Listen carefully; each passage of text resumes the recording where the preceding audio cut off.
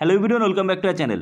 তো জিডিএস 2026-এর জন্য যারা ওয়েট করে আছো তাদের কিন্তু বিরাট সুখবর রয়েছে। বিরাট সুখবর, মাধ্যমিক পাশেই তোমরা অ্যাপ্লাই করতে পারবে এবং তোমাদের নতুন নোটিফিকেশান আসতে চলেছে, নতুন রিক্রুটমেন্ট আসতে চলেছে। তো চলো আর দেরি না করে শুরু করা যাক। এখানে কি নোটিফিকেশান দেওয়া হয়েছে ইন্ডিয়ান পোস্টের পক্ষ থেকে, দেখো 21/5/2026-এ কিন্তু এই নোটিশটা প্রকাশিত হয়েছে। এবং এখানে দেখো কি বলেছে, অল চিফ পোস্টমাস্টার্স জেনারেল প্রত্যেকবার যখনই কোনো জিডিএসের নতুন একদম ফ্রেশারদের জন্য রিক্রুটমেন্ট শুরু হয় তার আগে কিন্তু এই নোটিশটা দেওয়া হয়। এটা কি নোটিশ এবং কোন ডেটে তোমাদের জিডিএসের ফ্রেশারদের জন্য অ্যাপ্লাই স্টার্ট হবে সব আজকের এই ভিডিওতে আমরা ডিটেলসে জেনে নেব। দেখো অন স্ক্রিন তোমরা দেখতে পাচ্ছ GDS rule 3 online transfer cycle May 2026 schedule of activities. তারপরে দেখো কি বলেছে, sir madam, the portal for transfer of GDS under limited transfer facility is being opened for submitting online applications by GDS and processing division 25th of May 2026. The schedule of different activities would be as under। খুবই গুরুত্বপূর্ণ প্রত্যেকের জন্য যারা জিডিএসের জন্য wait করে আছে। GDS এমন একটা জব যেখানে কিন্তু তোমাদের কোনো রকম রিটেন এক্সাম হয় না, শুধুমাত্র ডকুমেন্ট ভেরিফিকেশনের উপরে ডিপেন্ড করে কিন্তু তোমাদের নিয়োগ করা হয়, একদম স্থায়ী সরকারি চাকরি। ওকে, এখানে দেখো কি বলেছে, খুবই গুরুত্বপূর্ণ। এর থেকেই তোমরা বুঝতে পারবে যে 2026-এর জিডিএসের জন্য কবে আবার তোমরা অ্যাপ্লাই করতে পারবে। কী রয়েছে, ভ্যাকেন্সি আপডেশন বাই ডিভিশন আর ইউনিট। এটা 25/5/2026 থেকে 1/6/2026-এর মধ্যে কিন্তু এই ডেটাটা দিতে হবে। ভ্যাকেন্সি অ্যাপ্রুভাল বাই সার্কেলস দেখো রয়েছে 2/6/2026 থেকে 4/6/2026। Online registration and submission of application by the GDS applicant seeking transfer and change in GDS data in HRMS if any. 8/6/2026 থেকে 17/6/2026-এর মধ্যে ট্রান্সফার যারা হতে চায়, ধরো কেউ অন্য জায়গায় চাকরি করছে, সে তার বাড়ির কাছে ট্রান্সফার চায়, তো সেই ডেটাগুলো সব কিন্তু দিতে হবে।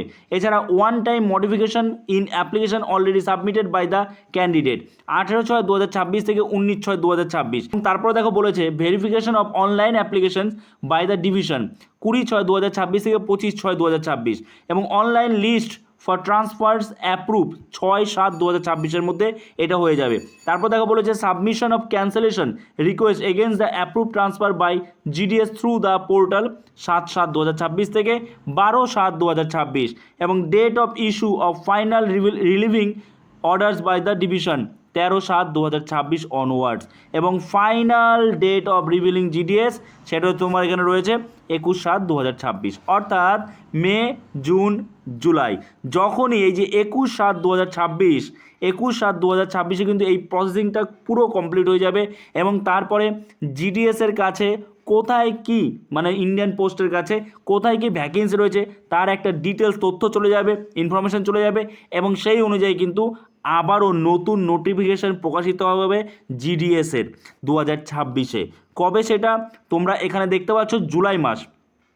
এর আগে যখন আমরা জিডিএসের ভিডিও বানিয়েছিলাম, জিডিএসের যখন রিক্রুটমেন্ট বেরিয়েছিল একবার, মানে জানুয়ারির দিকে, তখন কিন্তু আমরা তোমাদের বলেছিলাম যে জুন জুলাইতে আবার আরও একটা রিক্রুটমেন্ট আসবে জিডিএসের। তো তোমরা অন স্ক্রিন দেখতে পাচ্ছ যা বলেছিলাম, এই যে 21/7/2026-এ এই প্রসেসটা কমপ্লিট হওয়ার পরেই আমি বারবার করে বলছি, যখনই জিডিএসের নতুন কোনো নোটিফিকেশান আসে, মানে নতুন কোনো ফ্রেশারদের জন্য রিক্রুটমেন্ট আসে, সেক্ষেত্রে কিন্তু এই নোটিশটা দেয়।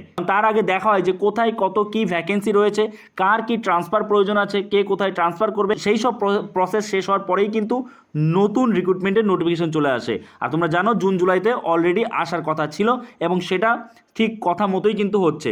তো জুলাইতে তোমার ধরে রাখো 21/7/2026-এ এই যে এই প্রসেসিংটা কমপ্লিট হচ্ছে, তাহলে তোমার জুলাই শেষ অথবা আগস্টের ফার্স্ট উইক, জুলাইয়ের লাস্ট উইক অথবা আগস্টের ফার্স্ট উইকের মধ্যে তোমরা কিন্তু নতুন করে ফ্রেশাররা একদম জিডিএসের জন্য অ্যাপ্লাই করতে পারবে, নতুন রিক্রুটমেন্ট চলে আসবে। ওকে, এবং জিডিএস কি তোমরা তো জানোই, যেখানে কোনো রিটেন এক্সাম হয় না, শুধুমাত্র ডকুমেন্ট ভেরিফিকেশনের মাধ্যমে নিয়োগ করা হয় মাধ্যমিকের নাম্বারের উপরে ভিত্তি করে।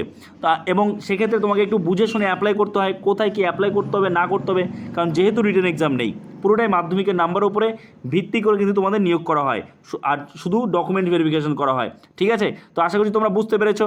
তো এরপরে যখনই কোনো আপডেট আসবে অবশ্যই আমি তোমাদের সবার আগে ভিডিওর মাধ্যমে জানিয়ে দেবো। তার জন্য চ্যানেলে নতুন হয়ে থাকলে চ্যানেলটাকে সাবস্ক্রাইব করে আমাদের পাশে থেকো, আর হ্যাঁ, অন্যদের সাথেও শেয়ার করে দিও। তো চলো দেখা হচ্ছে নতুন কোনো ভিডিওতে, সবাই ভালো থেকো।